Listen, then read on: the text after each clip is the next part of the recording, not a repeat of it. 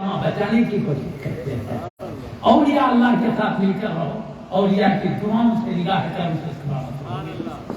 اور یہ جو الحمدللہ یہ بخارا بات کے عظیم المرتبت خصوصاً بزرگ ہستیاں قابل مبارکباد ہے. یہاں کے علماء کرام اللہ تعالیٰ ان کا فائدہ ہمیشہ جاری رکھے. یہ امت کو سلامت لے کے چلنے کے لیے اللہ کے دوستوں کا کثرت سے ذکر کرتے ہیں, اللہ کے محبوب بندوں کا, کبھی اہل بیت نبی کا, کبھی صحابہ کرام کا, کبھی خلفاء راشدین کا, کبھی انبیاء رسول اعظام کا, کبھی نبیوں کے سلطان کا. اس سے کیا ہوتا ہے, اللہ کے محبوبوں کا ذکر ہوتے رہے گا, ولیوں کی محبت سلامت رہے گی, ان کا دامن مضبوطی سے ہمارے ہاتھوں میں رہے گا. شیطان بھٹکانے آتا ہے تو اللہ کا دوست بچانے آتا ہے. تو یہ سب قابل اکرام ہے بخارا بات کے. یہ سب اولیاء اللہ کے چاہنے والے, اللہ کے محبوب بندے جو ان بزرگوں کے علماء کرام کی نصیحتوں پر عمل کرتے ہیں, ان کے بلانے پر لبیک کہتے ہیں, نصیحتوں پہ عمل کر کے اپنی آخرت کو سنوار رہے ہیں. اللہ تعالیٰ سب کے عقیدے, سب کے اعمال کو صحیح رکھے, شیطان کی ہر شرارت سے بچائے. تو میں عرض کر رہا تھا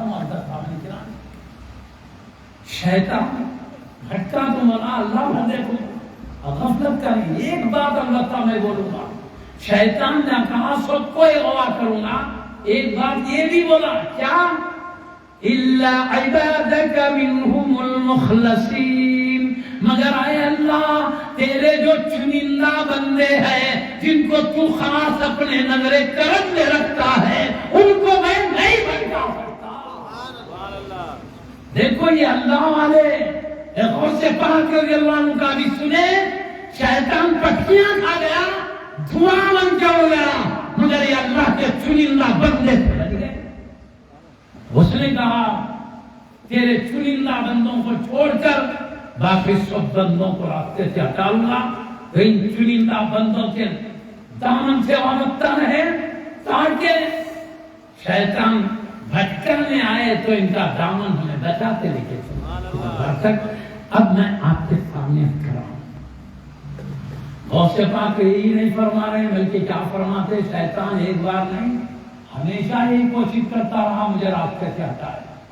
ایک بار کیا بولا, ایک بار تنگ آ کے کیا بولا, یا عبد القادر جیلانی میں تھک گیا ہوں, آپ کو راہ سے ہٹانے کی کوشش کرتے کرتے تھک گیا, ناکام ہو گیا.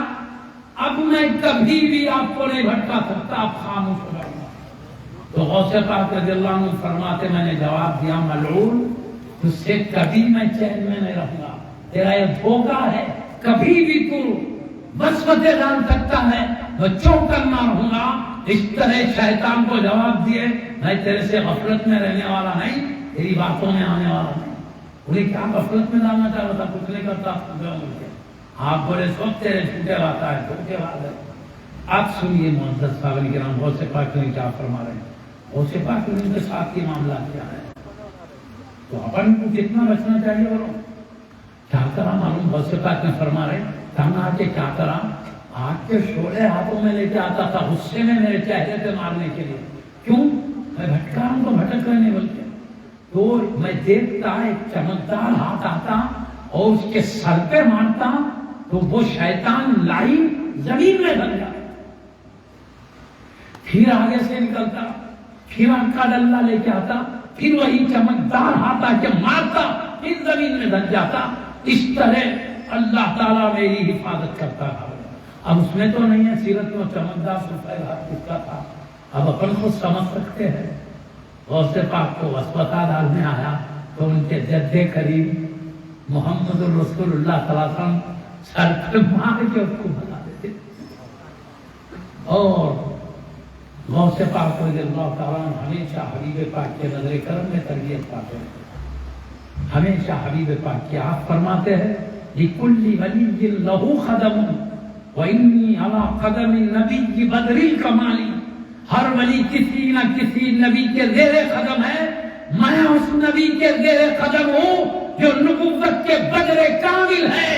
جیسے بدر کا چاند پورا پورا ہوتا ہے, محمد الرسول اللہ صلی اللہ علیہ وسلم کمالات میں انتہا درجے ہوتے ہیں. ان کے زیر قدم میں رہتا ہوں, ان کے طریقے سے چلتا ہوں, ان کی نگاہ کرم میں محفوظ ہے. مطلب کئی مطلب اس کے اندر ہے. معزز سامعین کرام، وہ شیطان رجیم ہے. اور خود اللہ نے بھی ایک بات فرمایا، وہ بھی بتا دیتا ہوں. شیطان نے کہا سب کو اغوا کروں گا لیکن تیرے چنندہ بندوں کو نہیں. اور اللہ نے بھی ایک بات فرمایا، وہ بھی کہہ دیتا ہوں، ان عبادی لیس لک علیہم سلطان. اے ملعون سن لے، میرے کچھ ایسے بھی بندے ہیں جن پر تیرا کوئی قابو نہیں کر سکتا. یہ اللہ والے وہ بھی ہیں، اللہ کی حفاظت میں رہتے ہیں، اللہ کی پناہ میں رہتے ہیں. حدیث کے صدقے میں اللہ انہیں سلامت رکھتا ہے. تو میں ان سلامت والوں کے دامنوں سے وابستہ رہے. تو معزز سامعین کرام، اب سنیے، شیطان رجیم کا کام ہے وہ تو کرتا ہے، ہمارا کام ہے بچنا ہے. تو اولیاء اللہ وہی کرتے رہے، شیطان کے شرارتوں سے بھی اپنے آپ کو بچائے، نفس پر بھی نگاہ رکھتے رہے، تب جا کر اللہ کے خلق کی منزلیں طے کرے. ہمیں بھی انہیں اولیاء کرام کے قدم چلنا ہے. حضور غوث اعظم دستگیر رضی اللہ عنہ کے بارے میں شارٹ فارم کرتے بتاؤں آپ کو. تو اتنا بتایا میں 25 یا 27 سال تک میرے تاریخ میں کسی میں 25 لکھا ہے، یاد الہی میں مست رہے دیابان عراق بس مست رہے. اور سارے عراق والے بغداد والے آپ کے دیدار کے لیے تڑپتے رہے. آخر کدھر چلے گئے غوث پاک کے بعد؟ آبادی میں نظر نہیں آئی، سب کی نظریں بے چین ہو گئی، دل دھڑکنے لگے. ایک شخص آ کے خبر دیتا ہے، میں نے حضور سیدی عبدالقادر جیلانی غوث العظم رضی اللہ عنہ کو دریائے دجلہ کے کنارے پر دیکھا ہے. یہ سننا تھا، بات ایک دوسرے سے پھیل گئی، سارے بغداد والے جمع ہوئے، عراق کے مختلف لوگوں تک بات پہنچی. آیا کیا دیکھ رہے ہیں؟ حضور غوث اعظم دستگیر رضی اللہ عنہ پانی پر چلتے ہوئے تشریف لائے ہیں، سمندر پر چلتے ہوئے آ رہے ہیں. لوگوں نے ایک عجیب منظر دیکھا، سمندر کی مچھلیاں سب بستالیل آپ کے تلوے مبارک کو چومتے جا رہی ہے. سب بستا ان کو بھی معلوم ہے ولی کے دربار میں کس انداز سے گزرنا ہے. ولیوں کے تاجدار ہے، حبیب کے نواسے ہے، بڑے ادب سے تلوار چومتے جا رہی. جاتے سارا منظر یہ دیکھ رہے بغداد والے کے پاس. دیکھتے ہی دیکھتے ظہر کا ٹائم ہوا، اذان ہوئی، جامعات بچھے اچانک غیب سے ہواؤں پر جامعات بچھے. ایک جامعات پر الا ان اولیاء اللہ لا خوف علیہم کی آیت، اور ایک جامعات پر انما یرید اللہ لیذھب عنکم الرجس اہل البیت، نبی کے خاندان والوں کی شان والی آیت ہے. دو بڑے جامعات بچھے. اذان ہوئی، دیکھتے ہی دیکھتے رجال الغیب جمع ہوئے. رجال آدمیوں کو کہتے ہیں یا مراد اولیاء اللہ. یہ غیب والے بڑے تو آبادی میں نہیں رہتے ہو، پہاڑی جنگلوں علاقوں میں یاد الہی میں مست رہتے ہیں. وہ چاہتے ہیں کہ بیچ میں کوئی خلل ڈالنے والا نہ ہو، بس میں ہو میرا رب ہو، اس لیے وہ جلووں میں گھوم رہتے ہو. یاد ہے وہ رجال الغیب کہتے ہیں. رجال الغیب جمع ہوئے اور اس کے بعد غوث پاک رضی اللہ عنہ کو سب نے مل کر آگے بڑھایا. ظہر کا ٹائم تھا، غوث پاک رضی اللہ عنہ نے امامت کے لیے رکعت باندھے، تو اولیاء اللہ نے بھی رکعت باندھی. پیچھے جو لوگ آتے تھے زمین پر انہوں نے بھی غوث پاک رضی اللہ عنہ کے پیچھے نماز پڑھنے کی نیت سے رکعت باندھ کر کھڑے. اب نماز ہو رہی ہے، ظہر کی نماز پوری ہوئی، سلام پھیرے. اس کے بعد غوث اعظم دستگیر رضی اللہ تعالیٰ اللہ سے دعا کرتے ہیں، اے اللہ میرے کسی مرید کو بھی، میرے کسی چاہنے والے کو بھی، اور میرے مرید کے مرید کو یہ سلسلہ جو قیامت تک چلتے رہے گا، اور میرے قیامت تک جتنے بھی چاہنے والے ہیں، مجھ سے محبت کرنے والے ہیں، اے اللہ ان میں کسی کی بھی موت بری ہونے مت دے، مرتے وقت کلمہ شہادت نصیب فرما. غیب سے آواز آئی، عبدالقادر جیلانی تمہارے قیامت تک کے کسی بھی چاہنے والے، کسی بھی مرید کی بری موت ہونے نہیں دیا جائے گا. جو بھی آپ کا چاہنے والا اور مرید ہوگا اس کا خاتمہ ایمان پہ ہوگا. یہ تمام قیامت تک کے مومنین کے لیے خوشخبری ہے. یہ سب غوث پاک کے چاہنے والے ہیں. اللہ تعالیٰ آپ کی محبت کی برکت سے اور جو سلسلے میں داخل ہے ان سب کو بشارت ہے. ان کی غلامی کے صدقے میں موت کے وقت خصوصاً شیطان موت کے وقت ٹیڑھی چوٹی کا زور لگاتا ہے. ایسے ٹائم پر بھی غوث پاک کی دعا ہے میرے کسی چاہنے والے کی بری موت نہ ہو، میرے قیامت تک کسی مرید کی بری موت نہ ہو. اللہ تعالیٰ آپ کی دعا کو قبول کیا ہے انشاءاللہ تعالیٰ حدیث کے صدقے میں غوث پاک رضی اللہ عنہ کی دعا کی برکت سے جو بھی ان کا غلام مرے گا ایمان کے ساتھ رکھی بشارت ہے۔ محترم سامعین کرام، لوگ جمع ہوئے، آپ پھر آبادی میں آئے، آ کے کیا بولتے ہیں؟ فرماتے لوگوں مجھے مخلوق میں وحشت ہوتی ہے، وحشت ہوتی ہے، بے چینی ہوتی ہے۔ کیوں؟ اللہ سے اتنی محبت ہے، ادھر آئے تو اللہ سے دوری ہو جائے، توجہ ادھر نہیں لگی، بے چینی ہوتی ہے۔ میں مخلوق میں بے چینی محسوس کرتا ہوں، صرف اس لیے تم میں ہوں کہ میرے رب کا حکم ہے عبد القادر جیلانی تم میرے بندوں میں جا کر میرے بندوں کو میرے قریب کرو، تم کو اللہ کے قریب کرنے کے لیے میں تم میں نظر آ رہا ہوں، ورنہ مجھے بے چین ہو جاتی ہے، میں چاہتا ہوں میں ہوں میرا رب، یہ مطلب ہوا۔ غوث پاک رضی اللہ عنہ کو اللہ اتنی محبت دیا تھا، تھوڑی دیر کے لیے بھی رب کی طرف سے ادھر متوجہ ہوتے تو بہتر، مگر کیوں؟ امت کی حفاظت کے لیے آپ ایسے ہوئے، اور خود آپ فرماتے مجھے میرے رب کا حکم ہے کہ میں حبیب کی امت میں جا کر ان کو رب کے قریب کروں۔ مطلب غوث پاک رضی اللہ عنہ کو صرف اللہ نے اپنے قرب کے لیے نہیں پیدا کیا، کروڑ لوگوں کو اللہ کے قریب کرنے پیدا کیا۔ اس لیے آپ محفل فرماتے تو آپ کے بعد کی محفل میں اس زمانے میں آپ کی طرح محفل ہوتی نہیں تھی، کثیر تعداد میں 70,000 لوگ آپ کی محفل میں بیٹھتے تھے اس زمانے میں، صرف آپ کی محفل میں اتنے لوگ ہوتے۔ اللہ نے وہ شان عطا فرمائی، کئی عیسائی یہودی لوگ آپ کے بعد سے متاثر ہوئے، توبہ کریں، اسلام کے لہلہاتے باغ میں داخل ہوئے، کئی گمراہ بدعقیدیوں سے توبہ کریں، صحیح ہے عقیدہ اہل سنت میں داخل ہوئے۔ پکی بات ہے، آپ کی کتابوں میں آپ نے لکھا ہے، پیارے نبی کی حدیث شریف کو نقل کر کے پیارے نبی نے فرمایا قیامت کے قریب کے حد تک فرقہ ہوں گے، سب دوزخ میں جائیں گے، سوائے اہل سنت و جماعت، یہ بھٹکی ہوئی جماعت نہیں ہوگی۔ تو غوث پاک نے پیارے نبی کی حدیث نقل کر کے بتایا تو غلط ہے، اہل سنت صحیح ہے، ان کے ساتھ رہو۔ آپ سے یہی نہیں بتایا ہفتے ہے، بلکہ دلائل دیے اہل سنت کے ایک ایک عقیدے پر، قرآن حدیث کے مضبوط دلیل دیے، جس کی وجہ سے اس زمانے میں مختلف فرقے ہو گئے تھے، کوئی قدریہ ہے، کوئی جبریہ ہے، کوئی معتزلہ ہے، عجیب عجیب قسم کے تھے۔ آپ کی نصیحتوں سے، آپ کے دلائل تھے، آپ کے دعاؤں کی برکت سے کئی بدعقیدہ لوگ توبہ کر کے صحیح عقیدہ اہل سنت کو اپنائے، اور کئی گناہگار اہل سنت تو ہے مگر بدعملی میں، بد اخلاقی میں ہے، بدعمالی میں ہے۔ آپ نے نصیحت کیا تو آپ کی نصیحت کی برکت سے ڈر گئے، اللہ سے اطاعت گزار بن گئے، بڑے بڑے ولایت کے مراتب تک ہو۔ تو آپ نے کئی لوگوں کو، کافروں کو مومن بنایا، گمراہ لوگوں کو ہدایت سے نوازا، اور بدعمال لوگوں کو ولایت کے منزلوں پر پہنچایا۔ اس طرح آپ اپنی زندگی مبارک میں جیسے اللہ چاہتا تھا ویسا کیے ہیں۔ حد یہ ہے کہ آپ کے زمانے کی گمراہی کا یہ عالم تھا، کئی لوگ کئی بدعقیدیوں میں بھٹک رہے تھے، تو آپ پوری کوشش کر کے امت کو بچا رہے تھے، تو آپ کی برکت سے کئی گمراہ لوگ توبہ کر کے جاتے ہیں۔ اس کے لیے ایک واقعہ بھی ہے، میں آپ کو سنا دیتا ہوں۔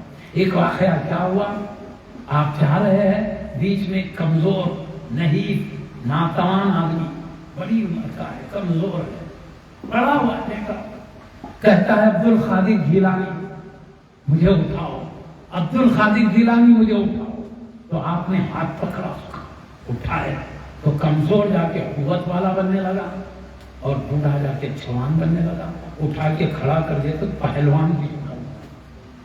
تو اس نے کہا جانتے ہو میں کون ہوں؟ کون؟ وہ کہا میں دین اسلام ہوں۔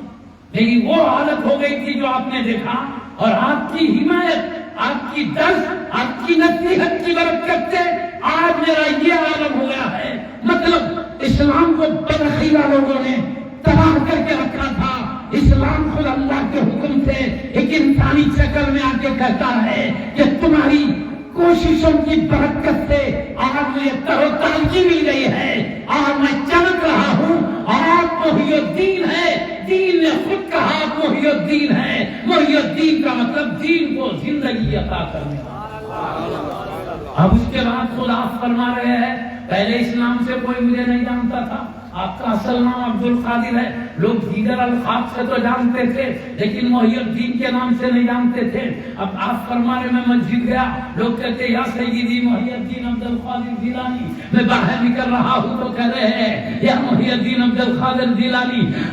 جہاں اللہ نے دین کے ذریعے میرا نام بتایا، لوگوں کے دلوں میں بھی یہ ڈال دیا مجھے محی الدین کہا جائے۔ آج تک بھی حضور سیدی غوث العظم دستگیر رضی اللہ عنہ کو نام کہہ رہا، کہیں اوصاف جلیلہ کہہ رہا، محی الدین کے نام سے دنیا جانتی ہے۔ دین کو زندگی عطا فرمانے والے اللہ پاک نے حبیب کے شہزادے سے وہ کام لیا۔ ہندوستان میں اللہ نے معین الدین غریب نواز دیوانی کے ذریعے وہ بھی ہوتے ہیں آپ کے بھانجے ہی ہوتے ہیں غوث پاک کے۔ اللہ غوث پاک کے پوتروں کو الگ شان دیا، بھانجوں کو الگ شان دیا، بڑی شان اللہ نے سردار اولیاء کو عطا فرمائی ہے۔ معین الدین دین کے مدد کرنے والے حضور سیدنا خواجہ معین الدین حسن سیدی غریب نواز رضی اللہ عنہ نے ہندوستان میں انوار اسلام کو چمکایا، آپ نے بغداد سے اسلام کو چمکایا۔ اس طرح اللہ نے اپنے محبوبوں سے وہ کام لیا کہ امت کو آنے والے زمانے میں کام آنے والا ہے۔ ایمان کوئی معمولی چیز نہیں، ایمان نہ ہو تو غریب دوزخ ہے، جنت سے ہمیشہ کے لیے محروم۔ چلو بھائی کروڑ سال کے بعد نکلے گا، نہیں، ایمان نہیں ہے تو ہمیشہ کے لیے چلے گا۔ تو بچنے کے لیے ایمان آیا، ہمیشہ کے لیے دوزخ سے بچ گئے، ہمیشہ کی جنت کی بہاریں لیے۔ ایمان کوئی معمولی چیز نہیں، بڑی برکت والی چیز ہے۔ اب میں محترم سامنے کرام اپنی بات کو سمجھ لیتا ہوں، ایک دو واقعات سنا کے بتا دیتا ہوں۔ میں نے وہ کہا تھا غوث پاک کی دعا سے اٹل تقدیر بدل جاتی ہے۔ ایک مثال دیتا ہوں، ایسے کئی تقدیروں کو آپ نے بدلا ہے۔ ایک مثال دیتا ہوں غوث پاک کی کیا شان، تاکہ ہم ان سے محبت رکھیں، ادب رکھیں، ان کے نقش قدم پر چلنے کی کوشش کریں۔ ان کے احکام یہی ہے کہ شریعت کی پابندی کرو، شریعت کے یہی نصیحت ہے غوث پاک کی۔ بس یہ چلنے کا نام دامن کو تھامنا، ادب کا نام دامن کو تھامنا، محبت کا نام دامن کو تھامنا، اس کو لے کے چلے آپس میں ایک دوسرے کو غوث پاک اور اولیاء اللہ کے نقش قدم پر چلنے کی، ادب محبت کرنے کی تعلیم آپس میں دیتے رہے۔ خاندان میں، پڑوس میں، ہر طرف جہاں موقع ملے علماء کرام کو اللہ ان کو سلامت رکھے، ان کا فائدہ ان کو امت پر جاری ہی ہے۔ اب میں آپ کو ایک بات کرتا ہوں، غوث پاک کو اللہ نے کیا شان دیا ہے، مختلف پہلو ہیں آپ کی عظمت کے، وہ سب بتانے کا ٹائم نہیں۔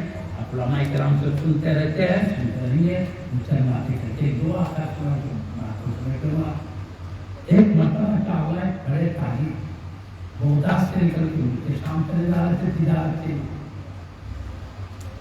راستے میں کیا ہوا، جاتے جاتے اولیاء اللہ کیا کرتے تھے، یہ قادرین کیا کرتے تھے، اولیاء اللہ سے دعائیں لے کے جاتے تھے۔ کیا حضرت میرا سفر آسان ہو، مجھے تجارت میں نفع ہو، میں کامیاب واپس لوٹوں، یہ دعائیں لیتے تھے۔ طریقہ تھا پہلے کے، کیوں وجہ کیا تھی، پہلے کیا ہے جہازوں کا دور نہیں تھا، گھنٹوں میں چلے جانے کی بات ہے۔ پہلے گھوڑوں پہ، اونٹوں پہ پیدل جاتے تھے، اور رستوں میں، پہاڑی علاقوں میں، جنگلوں میں لٹیرے چھپ کے کھڑے رہتے تھے، جیسا قافلہ تھوڑا دولت ٹوٹ کے بھجا دیتے تھے، اور زیادہ کوئی اگر ان سے مڑ بھیڑ کی شروع کرا مار دیتے تھے، ختم کر کے چلے جاتے تھے۔ ڈر تھا، اس لیے کیا کرتے تھے، اولیاء اللہ کی دعائیں لے کے جاتے تھے۔ انہیں معلوم تھا اولیاء کی دعاؤں کی برکت سے اللہ حفاظت کرتا ہے۔ تو ایک مرتبہ ایک شیخ صاحب، آپ کے زمانے کے ایک اور ولی تھے حضرت سیدنا حماد رضی اللہ عنہ، ان کے پاس گئے، جا کے کہا حضرت دعا دیجیے اللہ تعالیٰ مجھے سفر آسان کرے، میں تجارت کے لیے جا رہا ہوں، اللہ نفع دے کے واپس کرے، دعا کیجیے۔ تو حضرت سیدھا لوہے محفوظ کو دیکھ کے کیا بولے، دیکھ میں تیری تقدیر میں دیکھ رہا ہوں، رک جا، تیری دولت ٹوٹ جائے گی، تو بھی ختم ہوگا، تیرے کچھ جتنے قافلے والے سب لٹ جائیں گے، اب کے کچھ قافلے میں مت جا، تیری جان کو بھی خطرہ ہے، تیری مال کو بھی خطرہ ہے۔ اب یہ شیخ صاحب تھے، ان کو جانے کی بے چینی تھی، یہ کیا کرے، ولی میرے کو دعا نہیں دینے مل گیا، غوث اعظم رضی اللہ عنہ کے پاس آئے۔ اب غوث پاک کو کیا نہیں معلوم، وہ ولی کرنے گئے، روکے تو رک رہے نہیں، اور واقعہ میں تقدیر میں لکھا ہوا ہے رک جانا بولتے۔ اب کیا کرے معلوم، غوث پاک رضی اللہ عنہ کو معلوم میں دعا کرتا ہوں تو اللہ اٹل تقدیر ہی بدل دیتا ہے۔ آپ نے اللہ پہ بھروسہ کر کے کیا کیا، میں دعا کر کے بتا لوں گا، بلکہ کیا بولے، جا سلامت آئے گا اور تجارت میں تجھے نفع بھی ہوگا، جا سکتا ہے۔ ابھی خوش ہو کے چلے گئے اس قافلے کے ساتھ چلے گئے۔ جانے کے بعد پہنچ گئے جہاں تجارت کے لیے جانا تھا، وہ علاقے کو پہنچ گئے۔ پہنچنے کے بعد انہوں نے تجارت کی تو اشرفیوں کی تھیلیاں ان کو نفے میں آئی، بولے تو خوب کمائے اشرفیاں بن لی۔ جا کر معلوم ایک حمام میں گئے نہانے کے واسطے، اشرفیوں کی تھیلیوں کو میرابوں میں رکھ کے نہا کے اشرفیوں کی تھیلی لینا بھول گئے، نکل گئے اور اب دیگر کیا کیا کام تھے کرا لیتے۔ نماز کا ٹائم آئے تو مسجد کو آئے، اب نماز پڑھے، نماز پڑھنے کے بعد اب خیال آیا میرے اشرفیوں کی تھیلیاں کہاں ہے، یاد نہیں۔ اب بولے وہ بھول گیا، حمام میں رکھے تو یاد ہی نہیں ہے، میرے اشرفیوں کی تھیلیاں کہاں ہے۔ اتنی محنت سے سفر کر کے آیا، اتنی محنت سے کمایا، آخر گئے کہاں، رنج ہوا، اسی غم میں تھے، نیند لگ گئی۔ نیند لگتے ہی خواب پڑا، گہری نیند ہوتے ہی خواب میں کیا دیکھ رہے ہیں، چور اور لٹیرے آئے، تلواراں تیراں لے کر آئے، ان کے پورے قافلے والوں کو مار ڈالے، ان کے ساتھ کا سامان چھین لیا۔ اور ایک ڈاکو آیا، آگے گردن پہ ایک وار کرا تلوار کا، تو وہ تلوار کان کے پاس سے ہوئے گزر گئی۔ جیسے ہی تلوار چلی، حیبت سے نیند اشار ہوئی ان کی، نیند سے جیسے بیدار ہوئے، نیند سے اٹھتے ہی خیال آیا میرے اشرفیوں کی تھیلیاں حمام میں رکھی ہوئی ہے۔ یہاں سے سیدھے حمام کو گئے، دیکھا تو تھیلیاں ابھی تک موجود ہے، لے لیے۔ لے لینے کے بعد اب اتنی حیبت ہوئی ان کو، بڑا ڈینجر خواب دیکھا ہوں۔ پہلے کولی منع بھی کرے تھے، ڈینجر ہے یہ دورہ، تو بھی اڑ جائے گا، تیرے قافلے والے بھی اڑ جائیں گے، اس لیے سمجھ گئے کہ میرے لیے ڈینجر معاملہ ہے۔ اب جلدی سے شہر بغداد کو واپس ہونا ہے۔ اب ارادہ کر کے نکل رہے، راستے میں دیکھے کہ پورے قافلے والے مرے ہوئے، ڈاکوں نے سب کو قتل کر دیا، سب کی دولت لوٹ لی۔ اب یہ اکیلے جا رہے تھے اشرفوں کے لیے۔ بغداد پہنچتے وہی ولی ملے، حضرت حماد رضی اللہ عنہ ملے۔ ملتے یہ کہتے ہیں حضرت میرے ساتھ یہ واقعہ پیش آیا، خواب دیکھا۔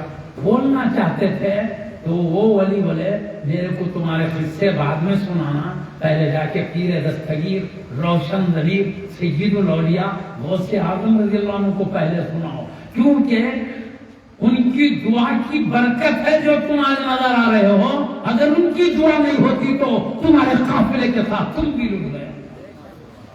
غوث اعظم دستگیر رضی اللہ عنہ کے پاس گئے، جا کے قصہ سنانے لگے تو بولے میاں جیسے تم کو ولی بولے تھے، تقدیر میں لکھا ہوا ہے تمہارا لٹ جانا، تمہارا جان جانا بھی لکھا ہوا تھا، تمہاری دولت بھی، جیسے تمہارے ساتھیوں کا حال ہوا میں بھی دیکھ رہا تھا، مگر چونکہ تم جانے پہ اٹل تھے اس لیے میں نے اللہ پہ بھروسہ کر کے تم کو بھیجا دیا۔ اس کے بعد میں نے اپنے رب سے دعا کیا تمہاری تقدیر بدلنے کے لیے، تو تمہاری دولت جو لٹ جانے لکھا ہوا تھا لٹ جائیں گی، اللہ نے اس کو میٹ کر میری دعا کی وجہ سے لٹ جانے کو میٹ کر یہ بھول جائیں گے کر دیا۔ تو تم بھول گئے تھے نا، لٹنے کی جگہ بھولنا ہو گیا تھا، اور تمہاری گردن بیداری میں تلوار چل کر قتل ہونے والی تھی، میں نے دعا کیا تو اللہ نے بیداری میں تلوار گردن پہ چلنے کی بجائے خواب میں تلوار چلنے کو بدل دیا۔ جو خواب میں تلوار چلی وہ بیداری میں چلنے والی تھی، میں نے دعا کیا تو خواب سے حقیقت میں قتل ہونے کے بجائے خواب میں تلوار چل کے تمہاری بلا خواب میں چلے گئی۔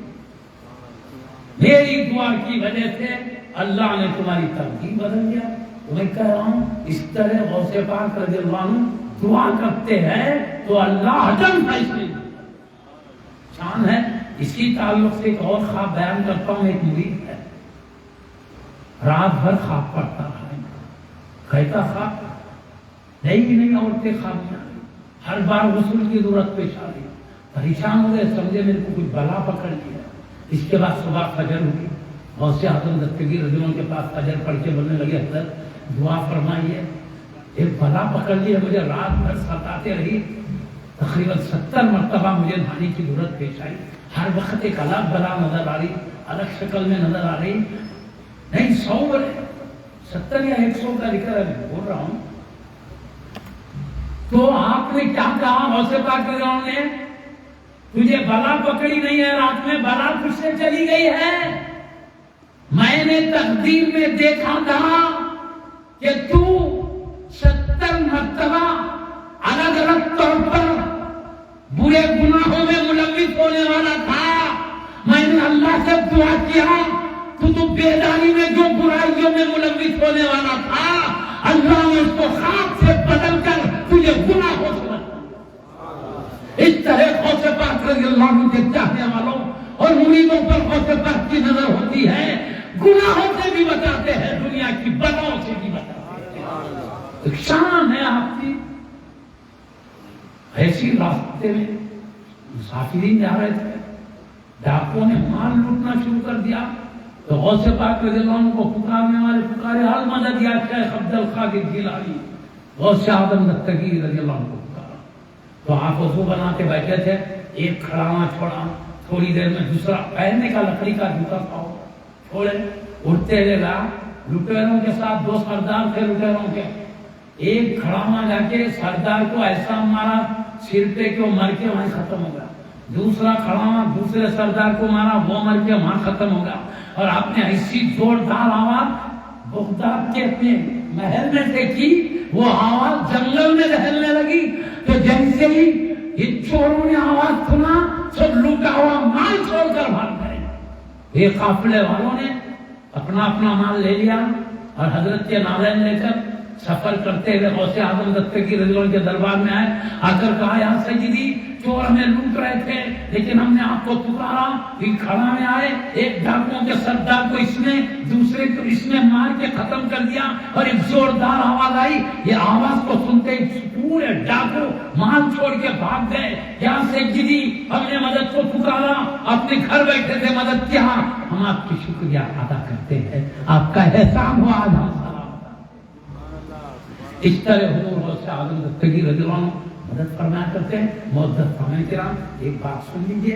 اللہ تعالیٰ دوستوں کو میں پہلے کہہ دیا دوست بناتا ہے تو میں امتحان بن جاتا ہوں، اس سے وہ دیکھتے ہیں، میں کان بن جاتا ہوں جس سے وہ سنتے ہیں، یہ ہے نا، میں ہاتھ بن جاتا ہوں جس سے وہ پکڑتے ہیں، میں پیر بن جاتا ہوں جس سے چلتے. مطلب کیا؟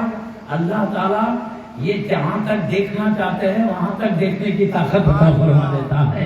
یہ جہاں تک سننا چاہتے ہیں وہاں تک سماعت دے دیتا ہے. اس لیے غوث پاک رضی اللہ عنہ کو لوگ جنگلوں سے پکار رہے تھے، آپ آبادی میں رہ کے سن رہے تھے اور جہاں رہتے وہاں مدد فرما رہے تھے. اگر کسی کو شبہ ہوتا ہے تو میں آخری بات کر کے رخصت ہو جاتا ہوں. غوث پاک نے ایک نئی کمالات کرامات سے بھرے، لیکن غوث پاک رضی اللہ عنہ کو ان کے قدموں میں رہنے والے کسی ولی کو بھی نہ کرامتوں سے دلچسپی ہے نہ اپنے عظمتیں بتانے سے. ان کو فکر ہے تو صرف اللہ کے قرب اور رضا پانے کی فکر ہے.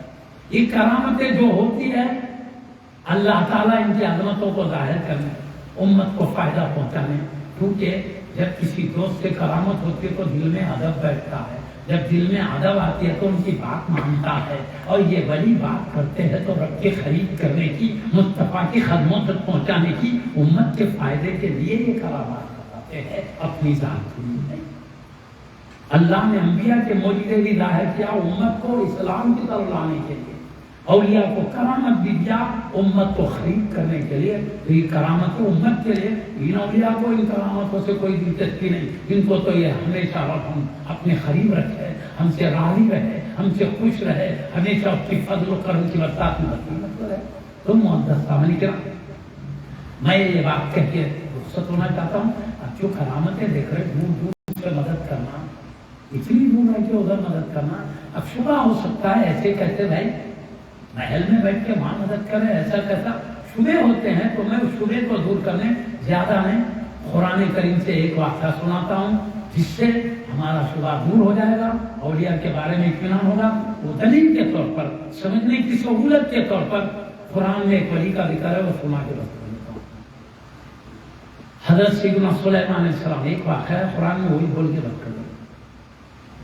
حضرت سلیمان علیہ السلام کو اللہ نے ملک شام کے بادشاہ بھی بنایا، حکومت کرتے اور نبی بھی بنایا. روحانی بادشاہ بھی تھے، مادی بادشاہ بھی تھے، لیکن یہ دنیا کے ایسے بادشاہ نہیں تھے، سر تو جھکا ہے دل نہیں جھکا ہے۔ جو بادشاہ رحمدل ہوتا ہے، عدل و انصاف والا ہوتا ہے، اپنی رعایت کے ساتھ اچھا سلوک کرتا ہے، ویسے بادشاہ کے آگے سر بھی جھکتے ہیں، دل بھی جھکتے ہیں۔ یہی شان حضرت سیدنا سلیمان علیہ السلام کی تھی۔ لوگوں کے سر بھی جھکتے تھے، دل بھی جھکتے تھے۔ وہ عدل والے بادشاہ تھے، وہ رحم و شفقت والے بادشاہ تھے، امت کا خیال کرنے والے بادشاہ تھے۔ تو وہ انسانوں کے سر بھی آپ کی دربار میں جھکتے، دل بھی، اور صرف انسانوں کے ہی آپ حاکم اور بادشاہ نہیں تھے، اللہ نے پرندوں کو بھی آپ کے تابع کر دیا، وہ بھی ادب سے بیٹھے رہتے، اور جنات کو بھی تابع کر دیا۔ جنات جو آگ کے شعلوں سے اللہ نے ان کو پیدا کیا ہے، وہ بھی آپ کے تابع تھے، وہ بھی آپ کی محفل میں رہتے۔ حد یہ ہے اللہ ہواؤں کو بھی وہ آپ کے تابع کر دیا۔ اللہ فرماتا ہے ہوائیں میرے سلیمان کے حکم سے چلتی، اور یہ بھی ہے میرا سلیمان کہتا آہستہ چلے آہستہ چلتی، میرا سلیمان کہتا تیز چل تو 1 مہینے کے فاصلے کو ہوا 1 دن میں طے کرا دیتی تھی۔ اللہ شان بتا رہا ہے۔ تو وہ نبی بھی تھے، بادشاہ بھی تھے، عجیب شان تھی۔ جناتوں کے ذریعے آپ نے بیت المقدس کی تعمیر کروائے، وہاں کے بڑے بڑے پتھروں کو جنات نے لا کے لگایا ہے۔ کیوں آپ کنٹرول میں دے دیا تھا اللہ نے جنات کو بھی۔ اب جناتوں سے وہ کام لیتے تھے، سمندروں میں غوطہ مار کر اندر سے موتیاں نکالنے کا کام، دیگر بڑے بڑے کام ہے جو آپ کی بات نہیں سنتا۔ اللہ نے وہ پاور آپ کو دیا تھا، خیروں میں زنجیروں میں جکڑ کے خیروں میں ڈال دیتے تھے، اللہ نے وہ شان دیا تھا۔ تو الغرض آپ کو چونکہ نبی بھی بنایا، نبی کا کام یہ ہے اللہ کا پیغام اس کے بندوں تک پہنچائے، چاہے بندے کمزور ہیں ان تک بھی پہنچانا ان کی ذمہ داری ہے، طاقتور ہے ان کو بھی پہنچانا ذمہ داری ہے، اگر غریب ہیں ان کو بھی پہنچانا نبی کی ذمہ داری میں ہے، اگر کوئی مالدار ہے ان کو بھی پہنچانا، وقت کا بادشاہ ہے ان کو بھی حق پہنچانا ان کی ذمہ داری ہے۔ اس لیے آپ اپنا جو حق ہے ذمہ داری ہے اس کو آپ نبھاتے رہے۔ سیدنا سلیمان علیہ السلام نے اللہ کے پورے بندوں تک رب کا پیغام پہنچایا۔ وہیں پر ملک یمن میں ایک ملکہ تھی، عورت کی بادشاہت کرتی تھی، اللہ نے بڑی سلطنت دیا تھا، ان کا ایک بڑا تخت محل میں تھا جس کے بارے میں لکھا ہے 80 گز لمبا، 40 گز چوڑا، 30 گز اونچا تھا، اس پر بڑی شان و شوکت سے وہ بیٹھتی، ان کے ساتھ بڑے بڑے وزراء، بڑے بڑے فوجی افسر، بڑے بڑے مشیر بیٹھتے رہتے تھے، اور کیونکہ عورت تھی اس تخت کو ہیرے جواہرات سے مزین کر کے رکھی تھی، بڑی شان شوکت تھی۔ 7 محل تھے اس ملکہ کے، 7 محل کے پیچھے وہ تخت تھا، 7 وہاں پہنچنا تو 7 محل کو پار کرنا پڑتا۔ تو یہ شان اللہ نے دیا تھا۔ ایک مرتبہ ایک ہدہد پرندے نے اڑتے ہوئے جا کر ملکہ کے پورے حالات کو دیکھا، آ کے سلیمان علیہ السلام کو سنانے لگا، اے پیارے نبی، اللہ نے ایک ملکہ کو بڑی شان دیا ہے، بڑی حکومتیں دیا ہے، ہر قسم کی نعمتوں سے مالا مال کیا ہے، لیکن وہ اللہ کی پوجا چھوڑ کر وہ سورج کی پرستش کرتی ہے۔ یہ کہا لمبا خطرہ میں شارٹ فارم کر رہا ہوں اس کو۔ آپ نے ایک خط لکھا، لکھ کے کہا، ایک لمبے واقعات ہے بیچ میں، بس وہ چھوڑ کے شارٹ فارم انداز کی بات کر رہا ہوں، تھوڑی دیر میں ختم کرنا ہے۔ خط لکھ کے کہا ہے ہدہد پرندے یہ خط لے جا کے بلقیس کے گود میں ڈال دیں اور پھر واپس آ جاؤ۔ تو یہ اڑتے ہوئے گیا۔ اللہ فرماتا ہے میں نے پرندوں کی بولی بھی سکھا دیا ہے سلیمان، وعلمناہ منطق الطیر، ہم نے پرندوں کی بولی بھی سلیمان کو سکھائی۔ اللہ اپنے محبوبوں کو جو چاہے نواز دیتا۔ تو اب کیا ہوا، وہ جا کے اس میں کیا لکھا تھا، بسم اللہ الرحمن، سلیمان کی طرف سے ہے، بلقیس کی طرف، تم ہمارے دین کو قبول کرو، سچا دین ہے، یہ شارٹ فارم انداز کی بات ہے۔ اللہ کی عبادت کر سکتے ہیں، اللہ کے علاوہ کسی کی عبادت نہیں، تو اللہ کے پیدا کردہ ہے، تم بھی یہ مخلوق پوری بس اللہ کی کرنا چاہیے، لکھے تھا۔ تو وہ خط کو پڑھ کر مشورہ لی، بڑے بڑے فوجیوں نے کہا دیکھیے اگر آپ حکم دیں تو یہ خط لکھنے والوں کے لڑنے کا حکم ہے تو لڑ لیں گے، ہم فوجی لوگ ہیں، پھر بھی تمہارا جو مشورہ ہے۔ انہوں نے کہا دیکھو لڑنا کوئی معمولی بات نہیں، کسی ملک سے اپن لڑنے جاتے ہیں ناکام ہو جائے تو پھر دوسرا دلیل ہو جاتے ہیں، بہتر یہ ہے کہ پہلے آزمائے۔ واقعہ میرے کو اپنے دین کا تابع کر کے میری حکومت پہ قبضہ کر لینا چاہتے ہیں کیا؟ ان کی نیت کیا دولت تو نہیں ہے؟ کیا واقعی میں اخلاص ہے؟ پہلے آزمائیے.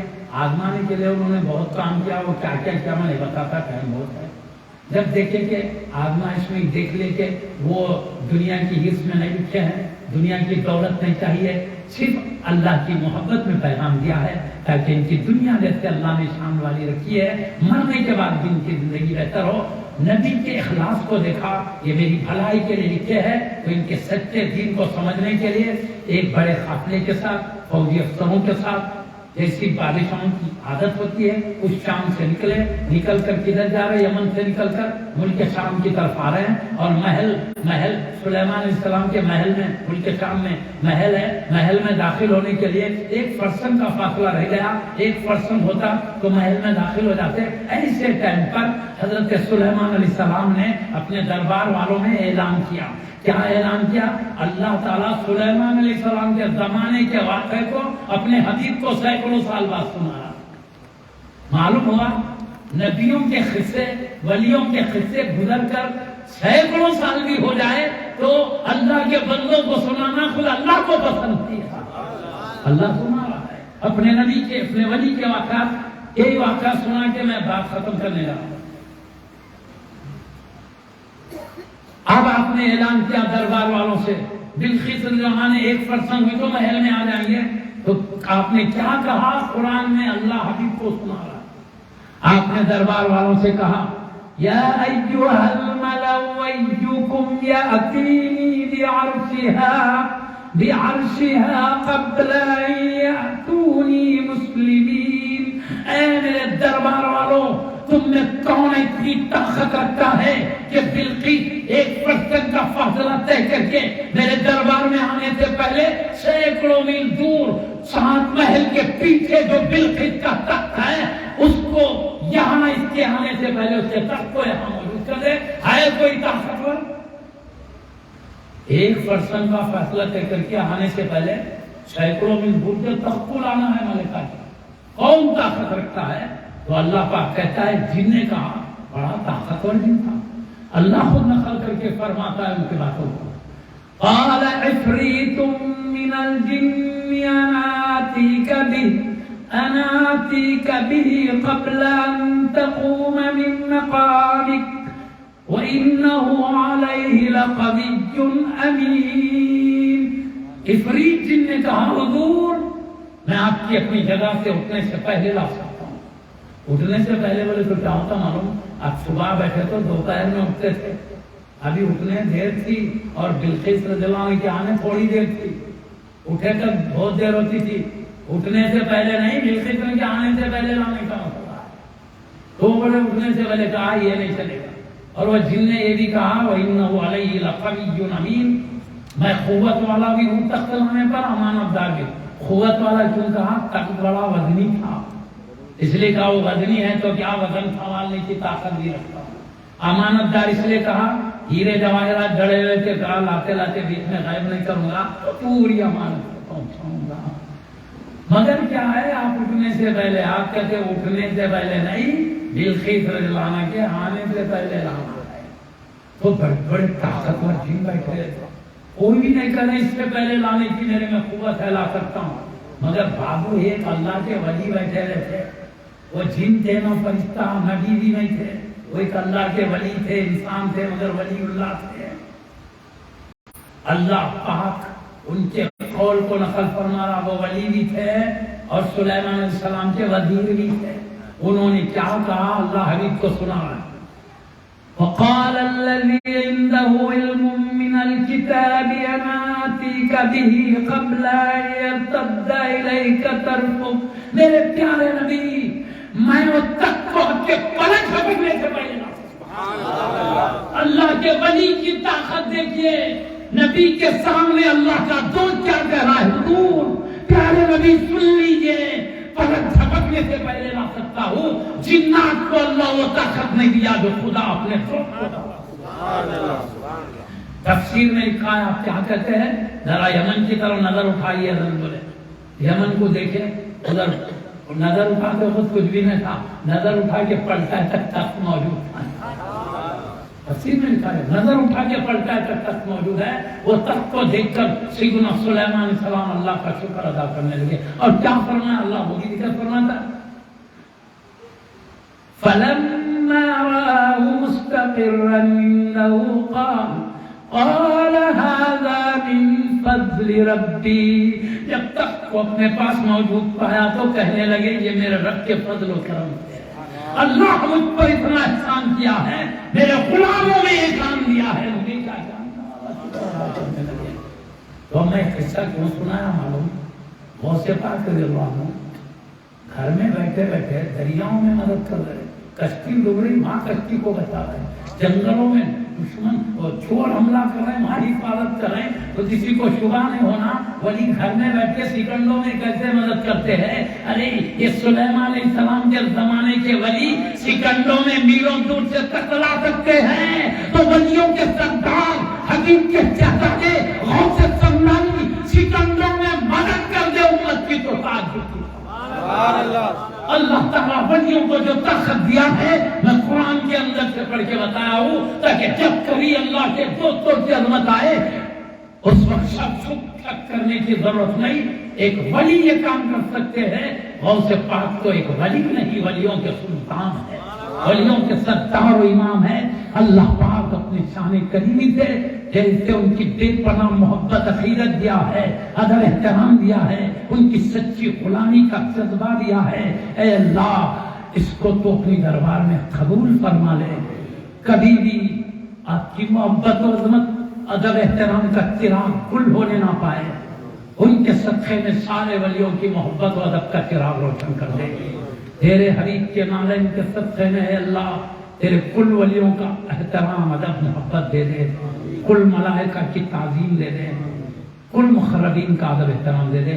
تیرے حبیب کے پیارے پیارے لاڈلے چہیتے اہل بیت کا ادب و احترام دے دے, ان کی پاکیزہ محبت دے دے. تیرے پیارے حبیب کے لاڈلے چہیتے صحابہ کرام کی اعلیٰ محبت دے دے, ان کا کرام دے دے, تعظیم دے دے. ان پاکیزہ ہستیوں کے طریقوں پر چلنے کی ہمیں بھی توفیق دے دے. وہ جیسے تیرے نبی کے حکم پر لبیک کہتے ہوئے آگے بڑھ جاتے تھے, ہم کو بھی توفیق دے دے, ہم تیرے اطاعت فرما برداری میں آگے بڑھنے والے ہو جائیں. اے اللہ شیطانوں کی شرارتوں سے ہماری حفاظت فرما لے, نفسوں کی شرارتوں سے حفاظت فرما لے, مخلوق کی شرارتوں سے ہماری حفاظت فرما لے. ہم اپنے آپ کو تیری پناہ میں دیتے ہیں اللہ, تو اپنی شان کریمی سے ہمارے سینوں میں تیرے حبیب کی محبت کو سلامت رکھ, ان کی غلامی کو سلامت رکھ, ان کے ادب احترام کو سلامت رکھ. ایسے ہی سارے انبیاء ملائکہ کرام کی ادب احترام کو سلامت رکھ, تیری عظمت و جلال کو سلامت رکھ, تیری طاعت تیرے کلام کی عظمتوں کو, تیرے حبیب کے کلام کی عظمتوں کو, تیری شریعت مطہرہ کی عظمتوں کو سلامت رکھ. کیا آقا ہم کو دنیا کی آفتوں سے بھی بچا لے, آخرت کی آخرتوں مصیبتوں سے بھی بچا لے. اے اللہ تمام مخلوق کی شر سے بچا لے, حفاظت فرما لے. آپ کو بہتر جانتا ہے پاک پروردگار ہم نے کون کس مشکلات میں گرے ہیں, سب کو ان سب مشکلات سے بچا لے. آقا راحتیں عطا فرما دے, چین سکون دے دے, آپس میں محبت پیار دے دے. آقا بڑوں کا ادب دے دے, چھوٹوں پہ شفقت دے دے. اے اللہ جس میں تیری رضا ہے اس راستے پر چلنا آسان فرما دے, جس میں تیرا غضب ہے اس سے بچنے کی توفیق عطا فرما دے. یہ نورانی محفل کو قبول فرما لے. ہمارے اٹھ کر گھروں کو جانے سے پہلے تیرے پیارے حبیب کے نواسے کا ذکر تیری محبت میں کہ کیونکہ یہ تیرے محبوب ہے.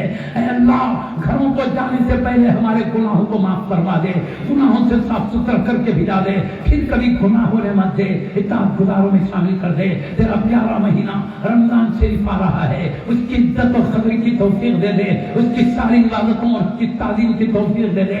اے اللہ تو نوازنے کے لیے مہینہ دے رہا ہے, تیرے محبوبوں کا بھی احترام دے, تیرے محبوب مہینوں کا بھی اس کے اندر کی محبوب عبادتوں کی بھی محبت و عظمت دے دے. اے پاک پروردگار ہم کو اپنے شان کریمی سے نواز دے, ہم کو مت دیکھ, تیرے محبوبوں کے صدقے میں نواز دے. تیری نواز کو تیرے محبوب دیکھتے ہیں تو خوش ہو جاتے ہیں, اور تیرے کرم سے ہم کو محروم دیکھتے ہیں تو غم زدہ ہو جاتے ہیں. اللہ تیرے محبوبوں کو خوش فرما دے. آمین بجاہ حبیب سید المرسلین صلی اللہ علیہ وآلہ وصحبہ اجمعین برحمتک یا ارحم الراحمین والحمد للہ رب العالمین بحق لا الہ الا اللہ محمد رسول اللہ.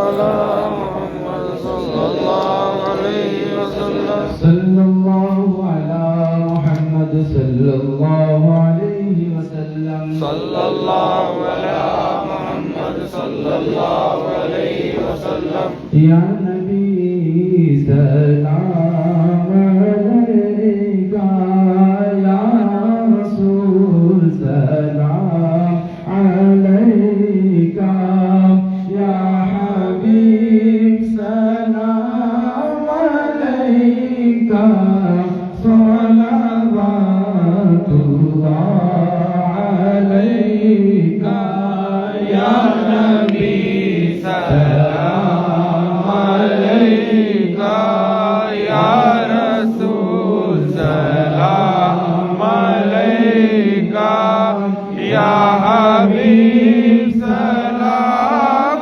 عليك صلوات الله عليك مصطفى خير البراء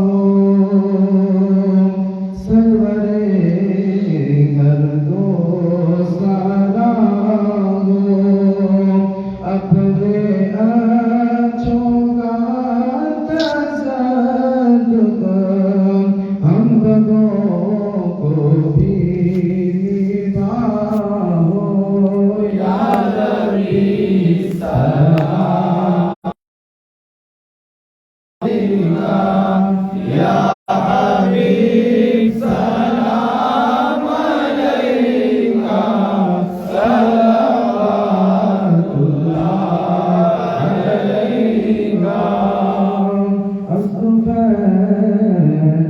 غوث اعظم گنج بخش فیض اعظم صدقائے امام اعظم دور ہو سب کی یہ رنج و غم یا نبی سلام علیک یا رسول سلام علیک یا حبیب سلام علیک صلوات اللہ علیک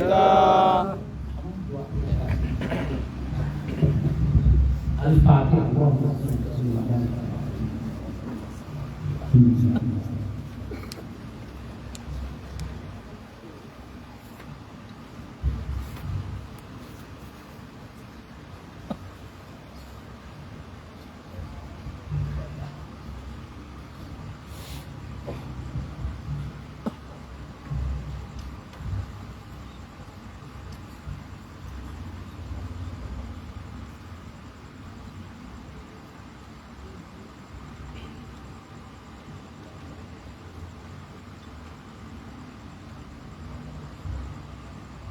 إن الله وملائكته يصلون على النبي يا أيها الذين آمنوا صلوا عليه وسلموا تسليما اللهم صل وسلم وعلى آله وصحبه وسلم وعلى آله وصحبه أجمعين سبحان ربك رب العزة عما يصفون والسلام على المرسلين والحمد لله رب العالمين